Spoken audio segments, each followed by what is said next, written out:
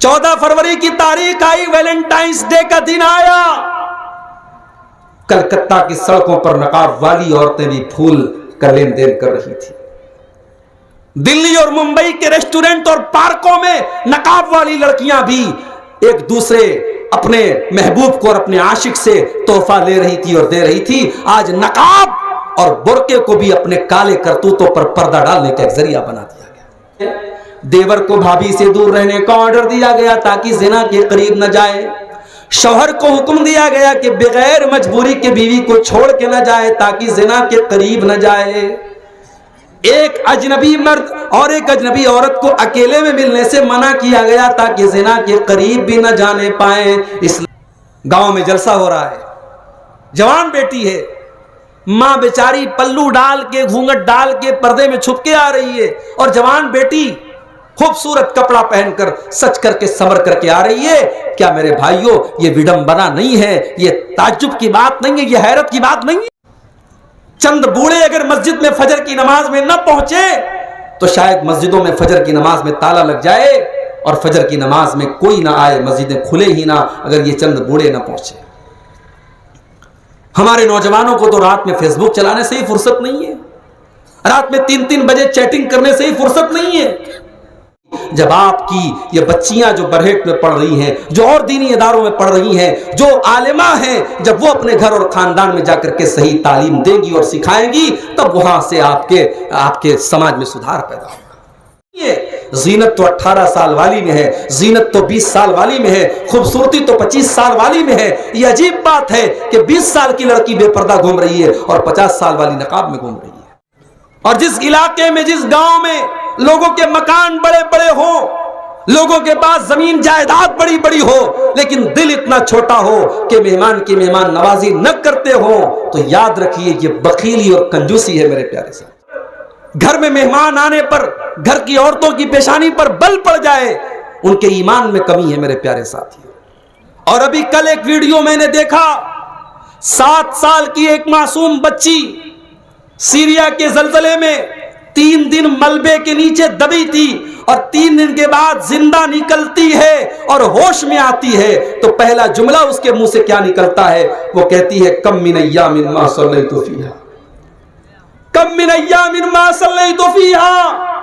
होश में आने के बाद वो 7-8 साल की बच्ची कहती है कितने दिन हो गए मैंने नमाज नहीं पढ़ी है, कितने दिन हो गए मैंने नमाज नहीं पढ़ी है। उस 7 साल की मासूम बच्ची को यह एहसास हो रहा है कि मैं इस मुसीबत में थी, पता नहीं कितने टाइम की मेरी नमाज छूट गई है।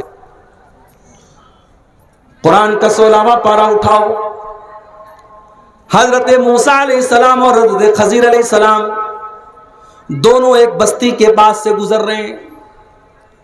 दोनों भूखे प्यासे लंबा सफर करके आए हैं। दोनों जब बस्ती में पहुंचे तो बस्ती वालों से खाना मांगा। बस्ती वालों ने उनको खाना खिलाने से इनकार कर दिया।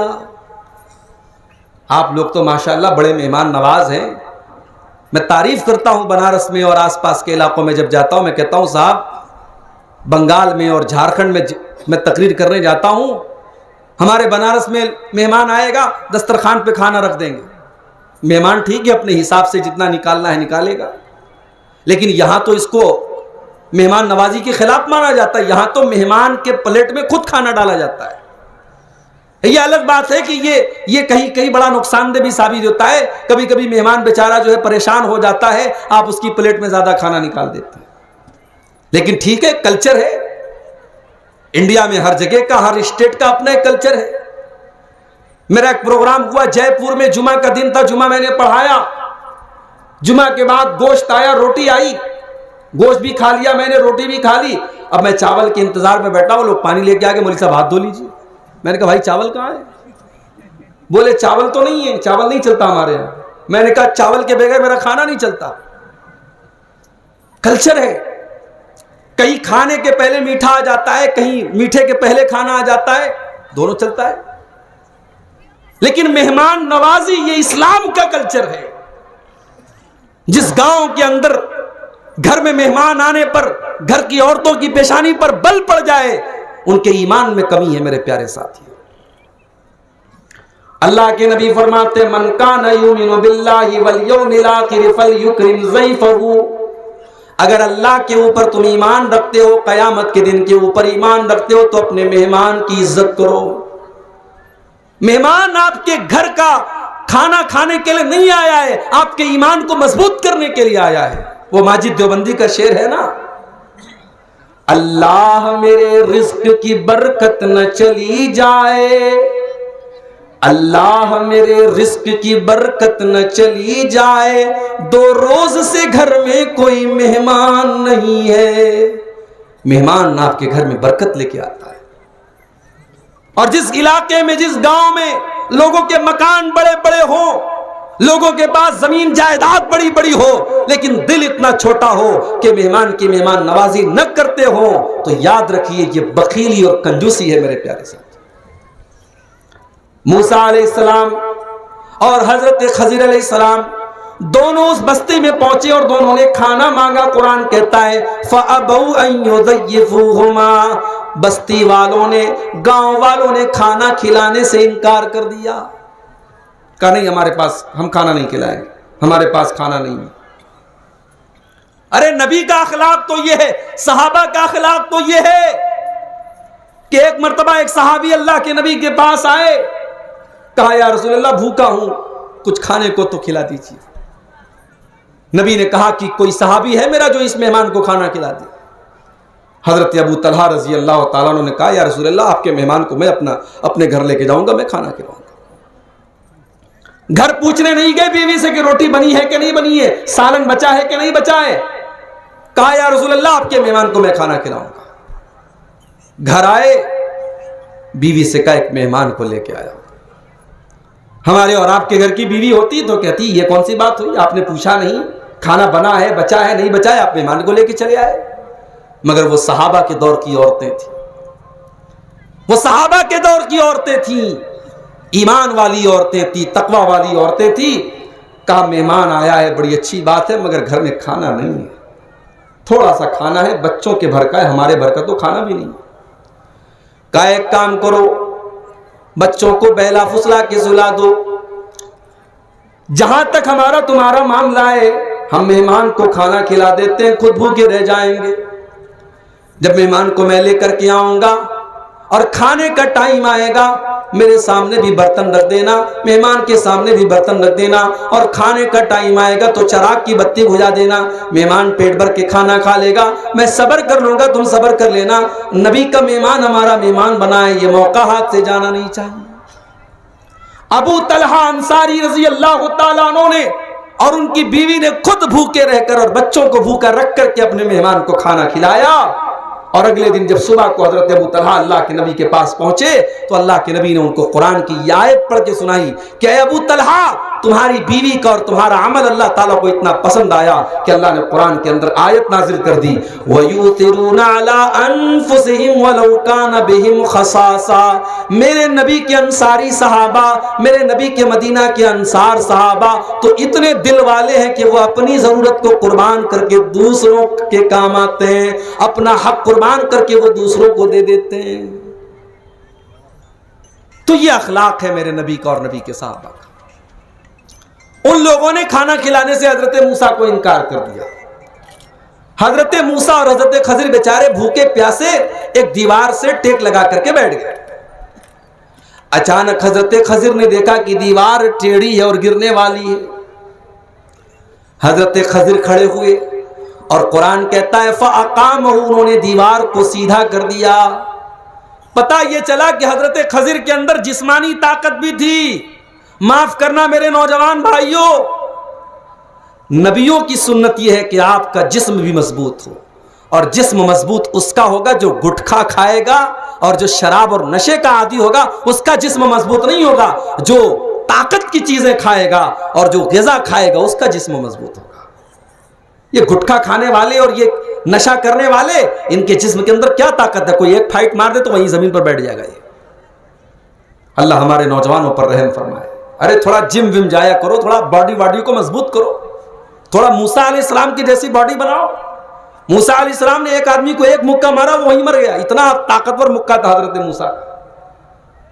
ہمارے نوجوانوں کو نبیوں کے طریقے پر اپنے فزیکل ٹریننگ اور اپنے بدن کی کثرت پر بھی دھیان دینا چاہیے. اب عبد الغفار صاحب کو چھوڑ دیجئے, وہ تو بیچارے تقریر کرتے رہتے, سفر کرتے رہتے, وہ تو کبھی موٹے نہیں ہو سکتے انشاءاللہ. میرا مسئلہ چھوڑ دیجئے, لیکن آپ اپنی فکر کیجئے. یہ جو نشے وشے کر رہے ہیں, جو گٹکھا کھا رہے ہیں اور یہ دنیا بھر کی 3-5 چیزیں کھا رہے ہیں, یہ آپ اپنے جسم کو دوزخ میں ڈال رہے ہیں میرے بھائی, اپنے جسم کو برباد کر رہے ہیں آپ. حضرت خضر نے دیوار کو سیدھا کر دیا. موسیٰ علیہ السلام کو بڑا غصہ آیا. قال لو شئت لاتخذت علیہ اجرا, کہا کہ اے خضر آپ کو کیا ضرورت تھی ان کی دیوار کو سیدھا کرنے کی؟ جب یہ ٹیڑھے لوگ ہیں تو ان کی دیوار کو سیدھا کرنے کی کیا ضرورت تھی؟ آپ کو پیسہ لے لینا چاہیے تھا. ہم بھوکے پیاسے اللہ کے نیک بندے ہیں, ہم کو انہوں نے کھانا نہیں کھلایا اور آپ نے ان کی دیوار سیدھی کر دی. تو حضرت خضر نے کیا جواب دیا؟ وَأَمَّا الْجِدَارُ فَكَانَ لِغُلَامَيْنِ يَتِيمَيْنِ فِي الْمَدِينَةِ وَكَانَ تَحْتَهُ كَنْزٌ لَهُمَا وَكَانَ أَبُوهُمَا صَالِحًا. کہ اے موسیٰ, وہ دیوار 2 یتیم بچوں کے مکان کی دیوار تھی. وہ دیوار 2 یتیم بچوں کے مکان کی دیوار ہے, اور ان کے باپ نے مرنے کے پہلے اپنے بچوں کے لیے دیوار کے نیچے خزانہ چھپایا تھا.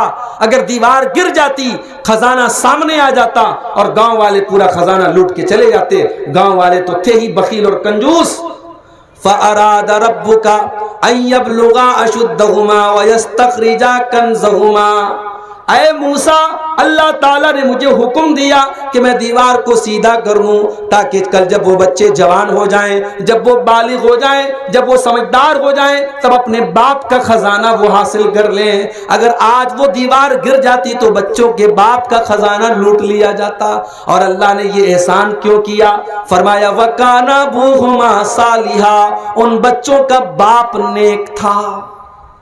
باپ اگر نیک ہے, اس کے مرنے کے بعد بھی اس کے خزانے کو اللہ تعالیٰ بچائے گا, اس کی زمین جائیداد کو بچائے گا. اور جس باپ نے حرام اور ناجائز طریقے سے پیسے کما کے بچوں کے لیے پراپرٹی بنائی ہے, معاف کیجئے, وہ اپنے بچوں کا بھوشیہ بنا نہیں رہا ہے, وہ اپنے بچوں کا بھوشیہ بگاڑ رہا ہے, وہ اپنے بچوں کو برباد کر رہا ہے. حضرت عبداللہ بن مسعود کو دیکھو, رات میں اٹھ کر کے تہجد کی نماز پڑھ رہے ہیں, اور تہجد کی نماز میں اسی سورہ کہف کی تلاوت کر رہے ہیں. اور جب اس واقعے کو انہوں نے پڑھا, جب حضرت موسیٰ اور حضرت خضر کا واقعہ انہوں نے پڑھا, اسی آیت کو بار بار دہرانے لگے اور رونے لگے. ان کا معصوم بچہ ان کے پاس سو رہا تھا. جب تہجد کا سلام پھیرا تو اپنے بچے کی طرف دیکھ کر کے فرمایا من اجلک یا بنیا, اے میرے بچے, تیرا باپ آج رات میں تہجد کی نماز پڑھ رہا ہے, آج اللہ کی بارگاہ میں آنسو بہا رہا ہے. اے میرے بچے, تیرا باپ تیرے لیے یہ سارا کام کر رہا ہے تاکہ کل تیرا بھوشیہ سرکشت ہو جائے, تیرا مستقبل محفوظ ہو جائے. اے میرے بچے, تیرا باپ تیرے لیے اتنی محنت کر رہا ہے. 2017 میں سعودی عرب گیا, پہلی مرتبہ. اللہ ہم سب کو زندگی میں کم سے کم ایک بار ان دونوں مقدس شہروں میں جانے کی توفیق عطا فرمائے, مکہ اور مدینہ.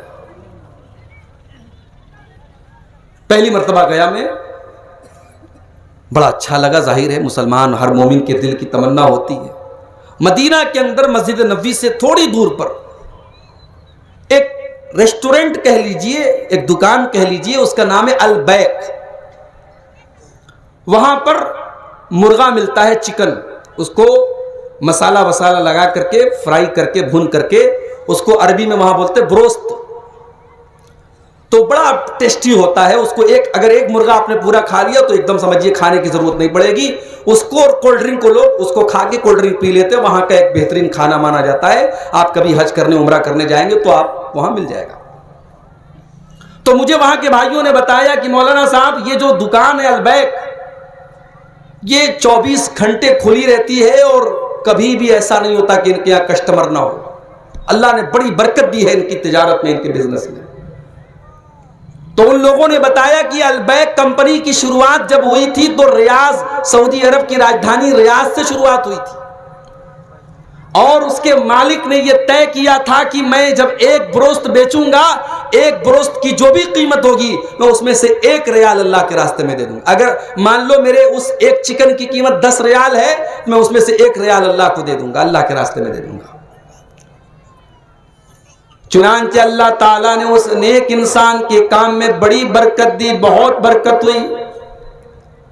وہ 1 ریال اپنے ہر چکن پیس میں، اپنے ہر بروست میں 1 ریال اللہ کی راہ میں دیتا تھا، بہت برکت ہوئی۔ پھر اس کی موت کا ٹائم آ گیا، اس کا انتقال ہو گیا۔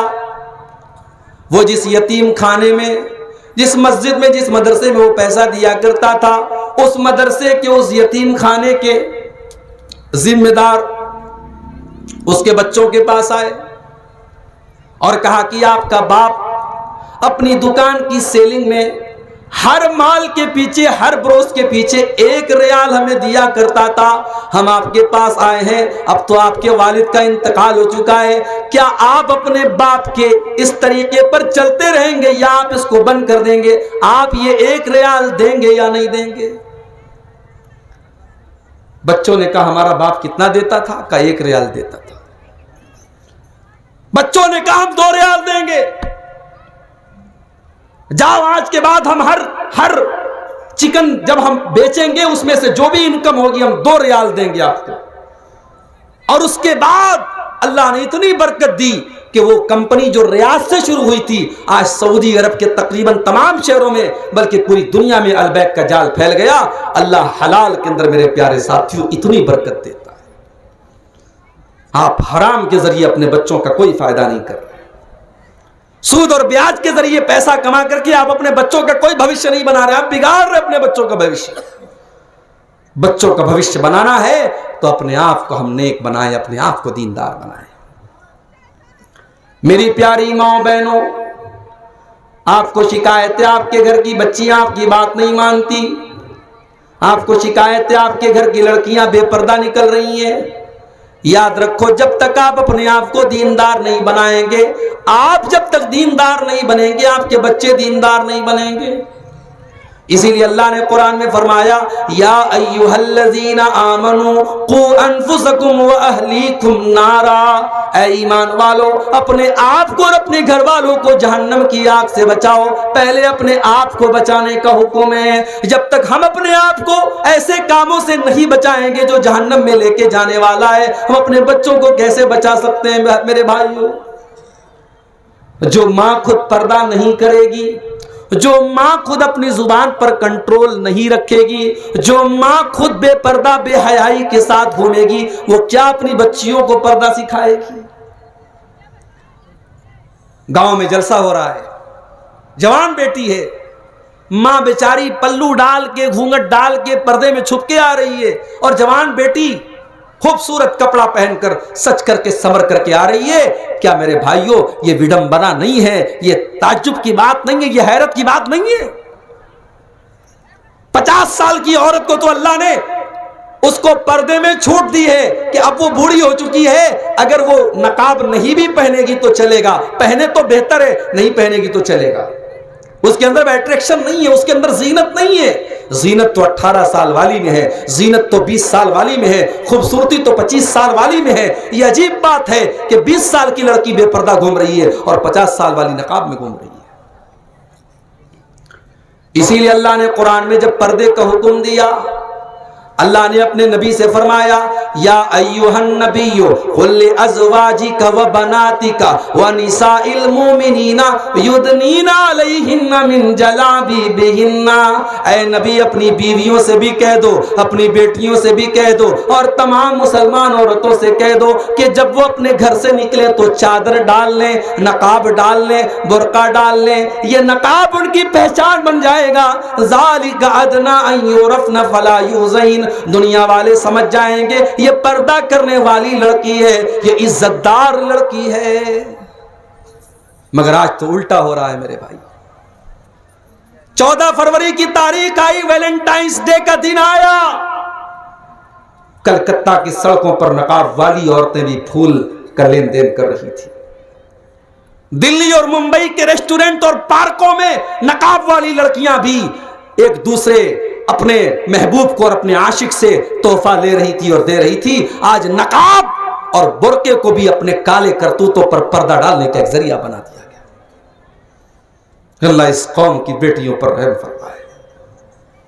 روزانہ خبریں آ رہی ہیں، مسلمان لڑکیاں آج اپنے غیر مسلم عاشقوں کے ساتھ فرار ہو رہی ہیں، ان کے ساتھ جا کر کے شادی کر رہی ہیں اور پھر اسلام کو بھی چھوڑ رہی ہیں۔ چلو بھر پانی میں ڈوب مرنا چاہیے ہمیں اور آپ کو۔ اگر اتنے سارے مدرسے ہونے کے باوجود، اتنے ادارے ہونے کے باوجود اور امت کے پاس لاکھوں کروڑوں کی دولت ہونے کے باوجود اگر اپنی بیٹیوں کو ہم اس لائق بھی نہیں بنا سکے کہ ہماری بیٹیاں اسلام کی اور ایمان کی اہمیت کو سمجھتی اور اسلام کو بچانے کی کوشش کرتی، اگر ہم اپنی بیٹیوں کو اس لائق بھی نہیں بنا سکے، محبت اور عشق کے نام پر اگر ہماری بیٹیاں، ہماری قوم کی بیٹیاں اگر کسی کے ساتھ بھاگ رہی ہیں اور اپنی عزت کا سودا کر رہی ہیں، تو پوری قوم کے لیے چلو بھر پانی میں ڈوب مرنے کی بات ہے۔ ایمان کوئی سستی چیز ہے؟ ارے ایمان تو وہ چیز ہے جس کو بچانے کے لیے جان دینی پڑے تو جان دے دی جائے۔ میری پیاری ماں بہنوں، ایک طرف یہ لڑکیاں ہیں جو اپنے باپ کا نام ڈبو رہی ہیں، اپنی قوم کا نام ڈبو رہی ہیں، اور ایک طرف دیکھو حضرت سمیہ رضی اللہ تعالیٰ عنہ کو دیکھو، وہ بیچاری اپنے جوان بیٹے کے سامنے ننگی کر دی جاتی ہیں، اپنے شوہر کے سامنے ننگی کر دی جاتی ہیں، ان کے بدن کے کپڑوں کو اتار لیا جاتا ہے۔ ہائے ہائے، ایک ماں کے لیے کتنی ذلت کی بات ہے، اس کے جوان بیٹے کے سامنے اس کو ننگا کر دیا جائے۔ او سمیہ، تیرے ایمان کا کیا کہنا، تیری استقامت کا کیا کہنا، تو نے جوان بیٹے کے سامنے ننگا ہونے کی ذلت کو گوارا کر لیا، مگر تو نے اسلام کو چھوڑنا گوارا نہ کیا، تو نے ایمان کو چھوڑنا گوارا نہ کیا۔ سمیہ شہید ہو جاتی ہیں، بڑی بے دردی سے ان کو شہید کر دیا جاتا ہے، وہ اللہ کی راہ میں پیاری ہو جاتی ہیں، وہ اپنی جان اللہ کی راہ میں دے دیتی ہیں، مگر اسلام چھوڑنے کے لیے تیار نہیں ہوتی۔ تربیت کی کمی ہے میرے بھائیوں، ہم اپنی بیٹیوں کو ایمان نہیں سکھا سکے۔ ٹھیک ہے، آپ کے ادارے میں تو آپ کے علاقے میں تو ماشاءاللہ لڑکیوں کے ادارے ہیں، لوگ اب تو میں دیکھتا ہوں گاؤں دیہات میں، خاص طور سے آپ لوگوں کے علاقوں میں لڑکیوں کو دینی تعلیم دینے کا رجحان بڑا ہے، اچھی بات ہے، مگر شہروں کے حالات بہت خراب ہیں۔ ابھی میں کلکتہ سے ہو کے آ رہا ہوں، ممبئی جاتا رہتا ہوں، بڑے بڑے شہروں کے حالات بہت خراب ہیں۔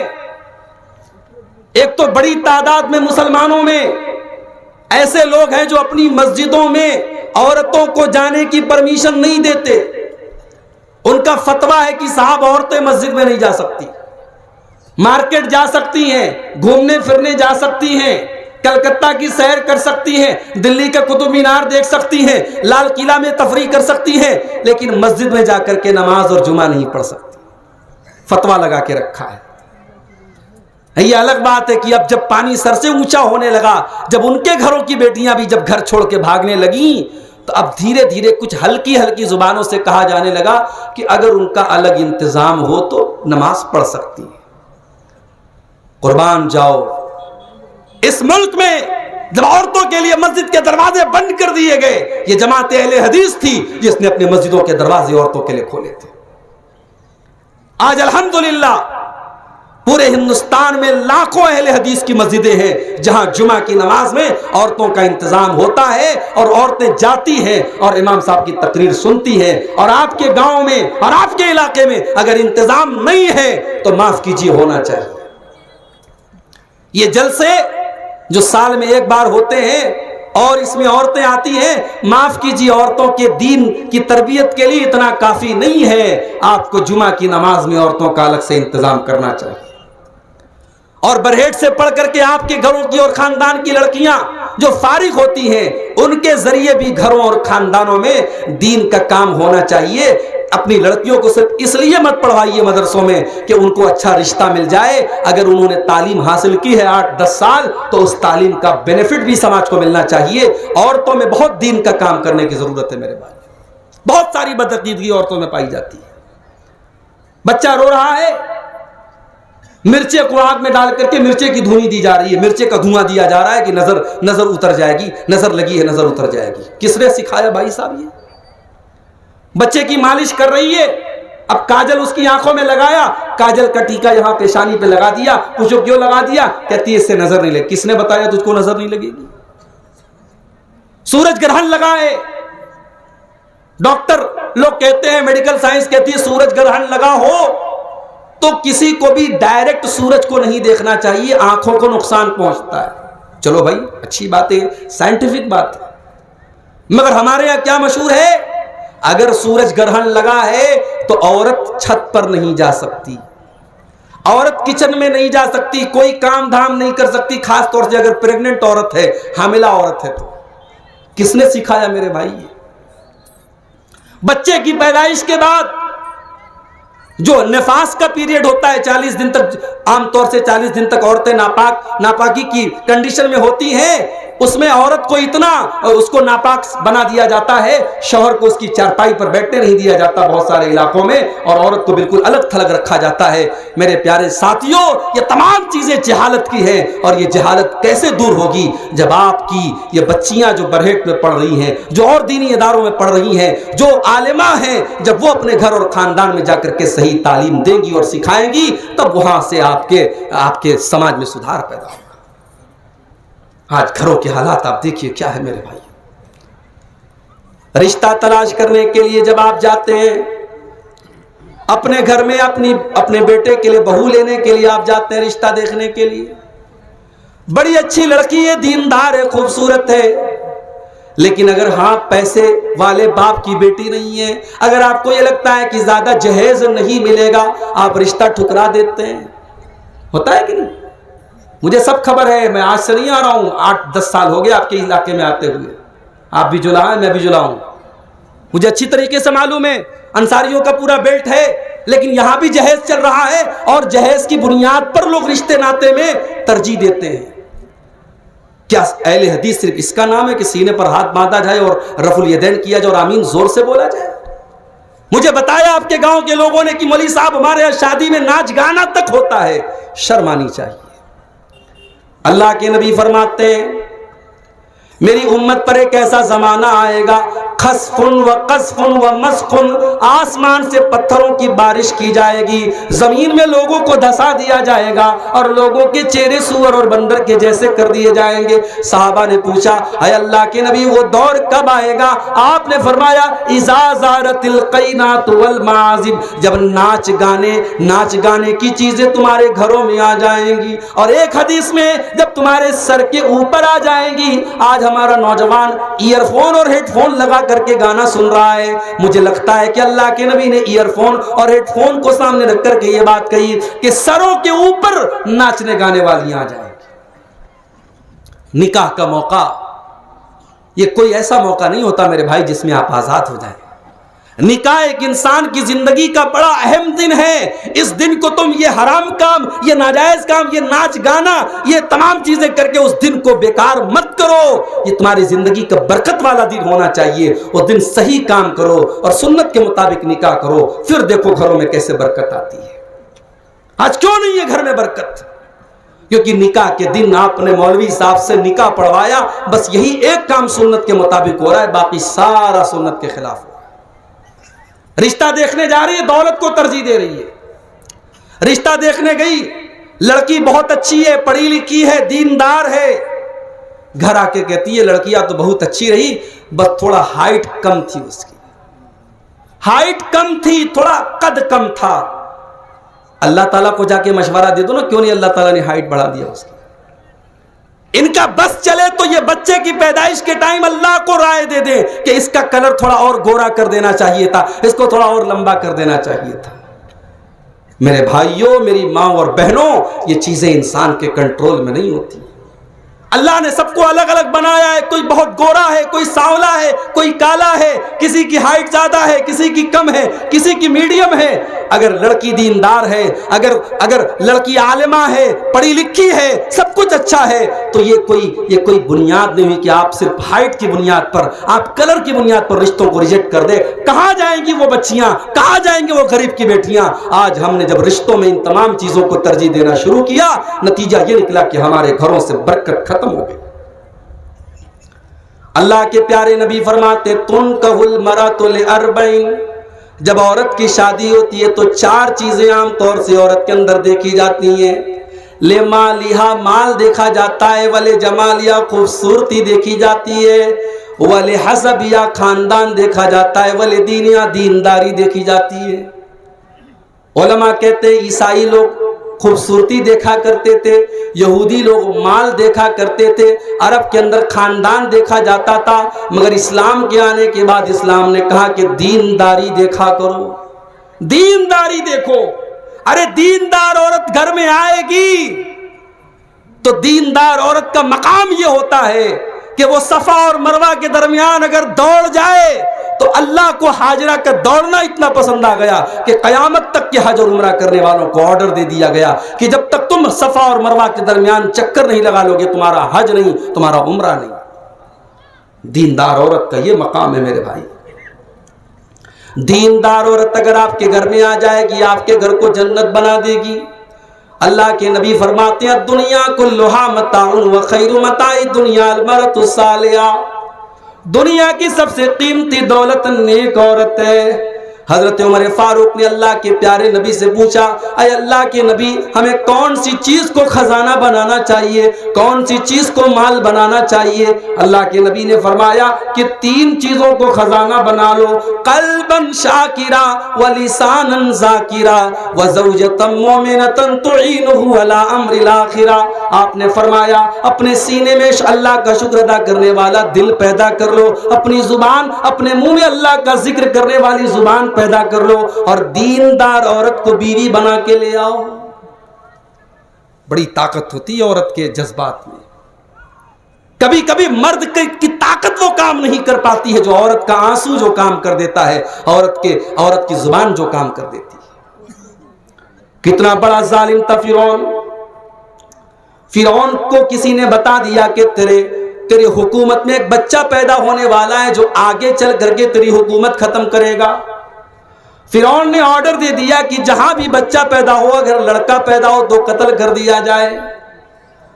جب موسیٰ علیہ السلام پیدا ہوئے، حضرت موسیٰ کی ماں ڈر گئی کہ اگر فرعون کو پتا چلے گا میرے لال کو بھی قتل کروا دے گا۔ اللہ نے کہا اے موسیٰ کی ماں تو ڈر مت، تو اپنے بچے کو صندوق میں رکھ کے پانی میں ڈال دے، صندوق میں رکھ کے پانی میں ڈال دے۔ پہلے اپنے بچے کو دودھ پلا اور دودھ پلا کے پانی میں ڈال دے۔ ہائے ہائے، ماں سے پوچھو ماں کا کلیجہ کیسا ہوتا ہے۔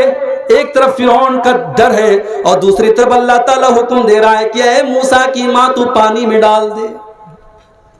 ظاہر ہے پانی میں ڈالنے کے بعد کیا گارنٹی کہ وہ صندوق کہاں جائے گا، مگر اللہ کا آرڈر تھا۔ موسیٰ علیہ السلام کی ماں نے اللہ کے آرڈر کو پورا کیا اور اپنے بچے کو صندوق میں رکھ دیا اور اپنی بیٹی سے کہا کہ تو ذرا نظر رکھ دے کہ صندوق کہاں جاتا ہے۔ موسیٰ علیہ السلام صندوق میں ہے، صندوق پانی میں چل رہا ہے، تیر رہا ہے، اور ندی کے کنارے سے حضرت موسیٰ کی بہن اپنے بھائی کی نگرانی کر رہی، دیکھو میرا بھائی کہاں جاتا ہے۔ بھائی بہن کا رشتہ بھی بڑا پیارا ہوتا ہے، جن کے گھروں میں بہنیں ہیں وہ بہنوں کی قدر کرے۔ موسیٰ علیہ السلام کی بہن اپنے بھائی کے اوپر نظر رکھے ہوئے، جب اس طریقے کی کوئی مصیبت آتی ہے تو ہونا تو یہ چاہیے تھا میرے بندوں کہ تم اللہ سے توبہ کرتے، تم اللہ کی بارگاہ میں گر گڑاتے، تم اللہ کی طرف رجوع کرتے، لیکن تمہارے دل تو سخت ہو چکے ہیں اور شیطان نے تمہارے کالے کرتوتوں کو اتنا سجا دیا ہے کہ تمہیں اپنے کالے کرتوت بھی کالے نہیں لگتے۔ ہمارے نبی کا حال تو یہ تھا میرے بھائی۔ تیز ہوائیں چلتی تھیں، بخاری کے الفاظ اللہ کے نبی گھٹنے پر گر جاتے تھے۔ ہوائیں تیز چلتی تھی، اللہ کے نبی گھٹنے کے بل گر جاتے تھے اور دعا کرتے تھے اللہم اجعلھا رحمتا لنا ولا تجعلھا عذابا لنا۔ اے اللہ یہ آندھی چل رہی ہے، یہ ہوا چل رہی ہے، اے اللہ تو اس کو ہمارے لیے رحمت بنا دے، اے اللہ تو اس کو عذاب مت بنانا، اے اللہ اس ہوا کو ہمارے لیے تو رحمت بنا دے۔ جب بھی آسمان میں بادل نظر آتے، جب بھی تیز ہوائیں چلتی اللہ کے نبی کا چہرہ اتر جاتا تھا, آپ کے چہرے پر ڈر آ جاتا تھا. ایک مرتبہ اماں عائشہ نے پوچھا, اے اللہ کے نبی کیا بات ہے؟ لوگ تو بادلوں کو دیکھ کر کے خوش ہو جاتے ہیں, جب ہوائیں چلتی ہیں تو لوگ خوش ہو جاتے ہیں کہ چلو بارش ہونے والی ہے, مگر آپ کا چہرہ اتر جاتا ہے, آپ کا چہرہ غمگین ہو جاتا ہے, کیا بات ہے؟ اے اللہ کے نبی ایسا کیوں کرتے ہیں آپ؟ آپ نے فرمایا, یا عائشہ ما یؤمننی ان یکون فیہ العذاب. اے عائشہ, جب میں تیز ہواؤں کو چلتے ہوئے دیکھتا ہوں, جب میں آسمان میں بادلوں کو دیکھتا ہوں, اے عائشہ میں ڈر جاتا ہوں کہیں اللہ کا عذاب تو نہیں آنے والا ہے. ہواؤں کو دیکھ کر کے میں ڈر جاتا ہوں کہ کہیں اللہ کا عذاب تو نہیں آنے والا ہے, اس لیے کہ تم سے پہلے کی ایسی امتیں بھی دنیا میں آئی ہیں کہ اللہ نے ہوا کے ذریعے ان کے اوپر عذاب بھیجا ہے, اور ایسی بھی قومیں دنیا میں آئی ہیں کہ آسمان میں بادل آیا اور ان کو لگا کہ یہ بارش ہونے والی ہے اور بادل برسنے والا ہے, لیکن وہ بادل ان کے اوپر عذاب بن کر کے آیا. اس لیے اے عائشہ, جب میں آسمان میں بادلوں کو دیکھتا ہوں اور تیز ہواؤں کو دیکھتا ہوں تو میں ڈر جاتا ہوں. ایک طرف ہمارے نبی کا یہ حال تھا, اور دوسری طرف ہمارا یہ حال ہے کہ ہم اتنی بڑی بڑی مصیبتوں کو دیکھتے ہیں اور اس کے بعد بھی ہمارے دل پر کوئی اثر نہیں پڑتا. میرے پیارے ساتھیوں, ترکی کے اندر آیا ہوا یہ زلزلہ ہمیں اور آپ کو بہت بڑا سبق دے رہا ہے. اور ابھی کل ایک ویڈیو میں نے دیکھا, 7 سال کی ایک معصوم بچی سیریا کے زلزلے میں 3 دن ملبے کے نیچے دبی تھی, اور 3 دن کے بعد زندہ نکلتی ہے اور ہوش میں آتی ہے, تو پہلا جملہ اس کے منہ سے کیا نکلتا ہے؟ وہ کہتی ہے, کم من ایام ما صلیت فیہا, کم من ایام ما صلیت فیہا. ہوش میں آنے کے بعد وہ 7-8 سال کی بچی کہتی ہے, کتنے دن ہو گئے میں نے نماز نہیں پڑھی ہے, کتنے دن ہو گئے میں نے نماز نہیں پڑھی ہے. اس 7 سال کی معصوم بچی کو یہ احساس ہو رہا ہے کہ میں اس مصیبت میں تھی, پتہ نہیں کتنے ٹائم کی میری نماز چھوٹ گئی ہے.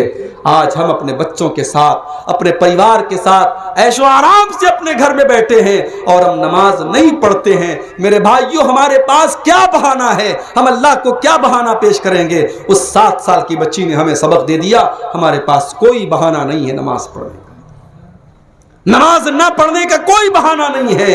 اللہ نے قرآن میں صاف صاف کہہ دیا, ان الصلاۃ کانت علی المؤمنین کتابا موقوتا, بے شک نماز مسلمانوں کے اوپر ٹائم سے فرض ہے.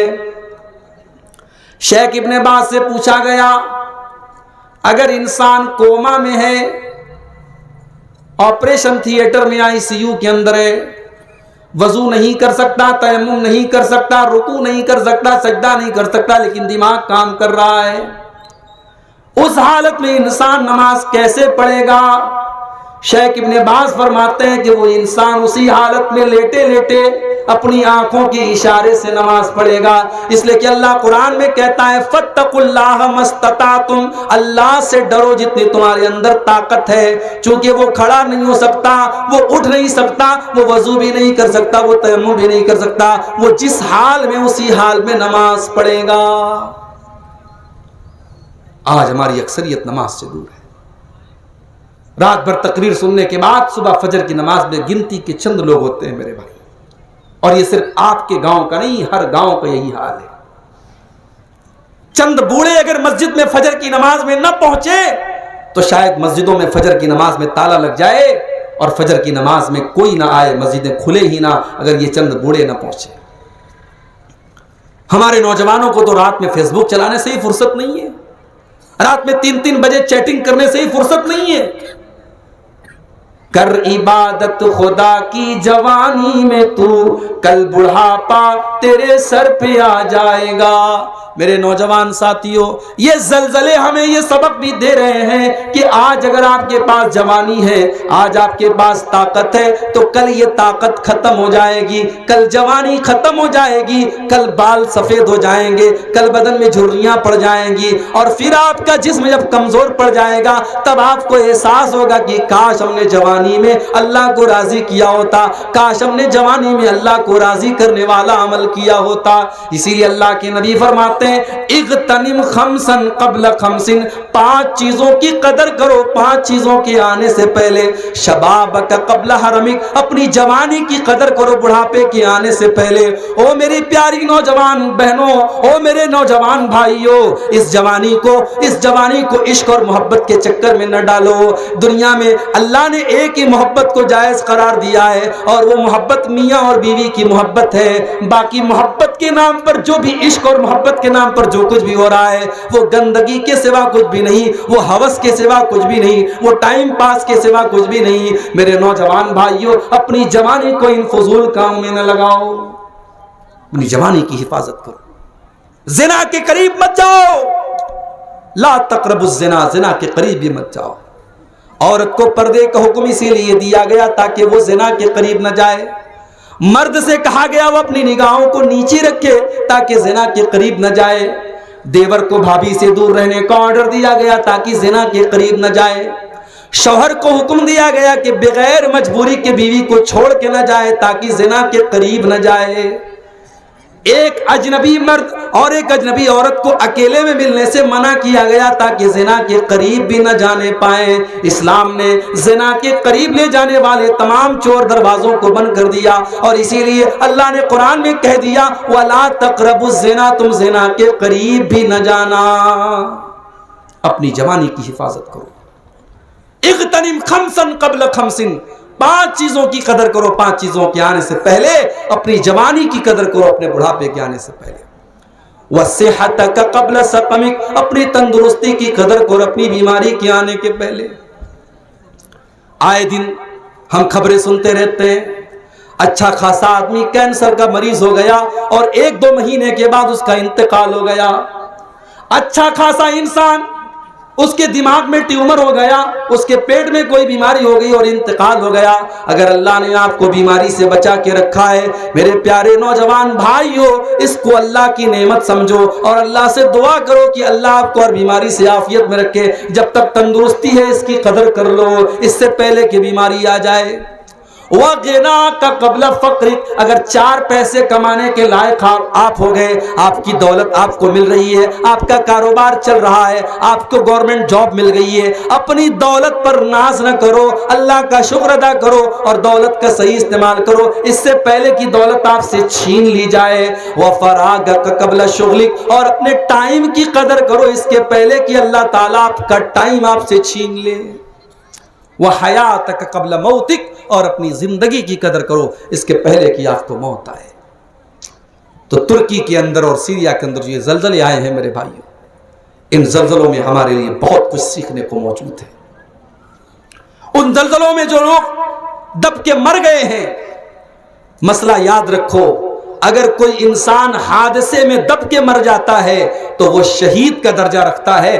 شرط یہ ہے کہ وہ توحید اور ایمان والا ہو، نیک عمل کرنے والا ہو۔ اگر وہ دب کر کے مرا ہے تو وہ شہید ہے۔ اللہ کے پیارے نبی صلی اللہ علیہ وسلم فرماتے ہیں الشہداء خمسۃ، 5 لوگ ایسے ہیں جن کو شہادت کا درجہ ملے گا، 5 لوگ ایسے ہیں جن کو شہادت کی موت نصیب ہوتی ہے۔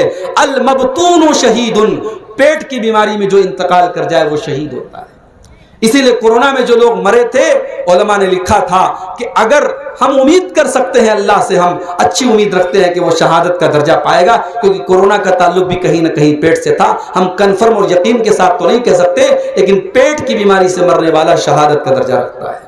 والمطعون شہید، اور طاعون کی بیماری میں مرنے والا شہید ہوتا ہے۔ والحریق شہید، اور جل کر کے مرنے والا شہید ہوتا ہے۔ وصاحب الحدم شہید، اور کسی چیز سے دب کر کے مرنے والا شہید ہوتا ہے۔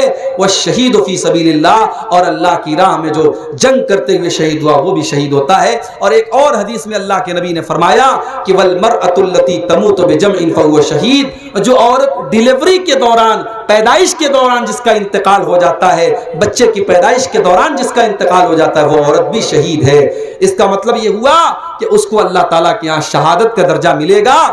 لیکن شرط یہ ہے کہ ساتھ میں اس کا ایمان اور عقیدہ صحیح رہا ہو، اس کا عمل صحیح رہا ہو۔ ہمارے وہ بھائی جو ان زلزلوں میں دب کر کے مرے ہیں، ہم ان کے حق میں بھی دعا کریں کہ اللہ ان کی نیکیوں کو قبول کرے، ان کی خطاؤں کو معاف کرے، اور ہم سے جہاں تک ہو سکے ان زلزلوں میں اور اس طریقے کی قدرتی آپداؤں میں ہم سے جو سپورٹ ہو سکے ہم مدد کریں، اور اگر ہم مدد نہیں کر سکتے تو کم سے کم ہم دعا ان کے لیے کریں کہ اللہ ان کو اس مصیبت سے محفوظ رکھے، اور ہم اپنے حق میں بھی دعا کریں کہ اس طریقے کا زلزلہ اور اس طریقے کی پریشانی ہم پر نہ آئے۔ میرے پیارے ساتھیوں، اعمال تو ہمارے بہت خراب ہیں، اعمال ہمارے بہت خراب ہیں، اور ہم کوئی دودھ کے دھلے نہیں ہیں۔ اگر ترکی میں زلزلہ آیا ہے تو کل وہ زلزلہ ہمارے بھارت میں بھی آ سکتا ہے، ہمارے اور آپ کے اوپر بھی آ سکتا ہے۔ اس سے پہلے کہ وہ مصیبت ہم پر آئے، ہم اپنی اصلاح کر لیں، اپنی کمیوں کو دور کر لیں، اللہ کو راضی کر لیں۔ آئیے اللہ سے دعا کریں۔ یہ رات کا سہانا ٹائم ہے، رات کا یہ آخری پہر ہے، یہ دعاؤں کے قبول ہونے کا ٹائم ہے۔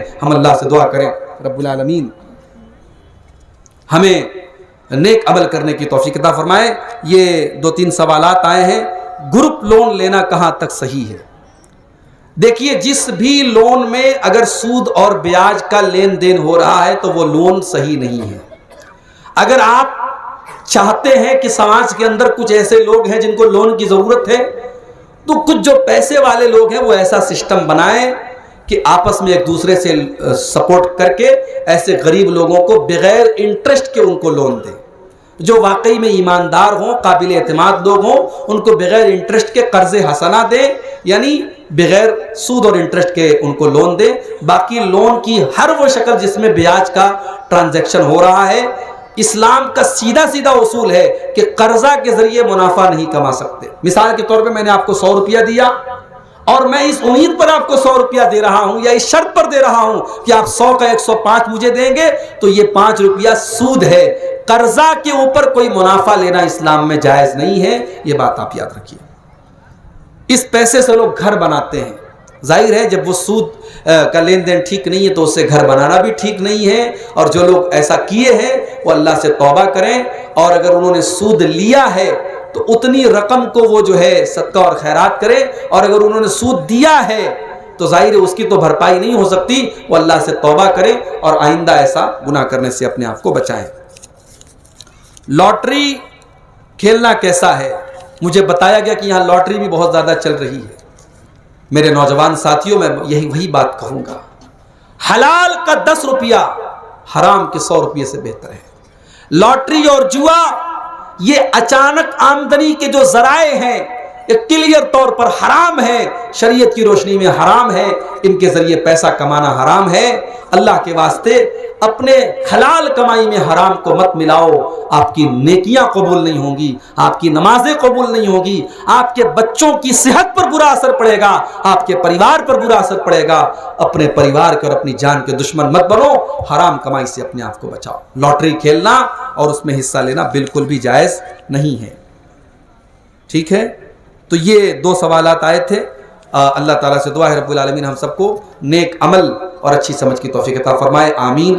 وآخر دعوانا الحمدللہ رب العالمین، والسلام علیکم ورحمۃ اللہ وبرکاتہ۔